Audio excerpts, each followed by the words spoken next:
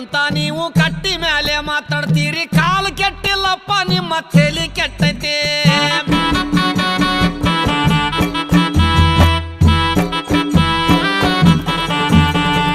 ಈಗಿನ ಹುಡುಗರೆಲ್ಲ ತುರ್ಬ ಜುಟ್ಲ ಹಾಕ್ತಾರ ಹೂವ ಇಡುವುದು ಒಂದೇ ಈಗ ಬಾಕಿ ಉಳ್ದೈತಿ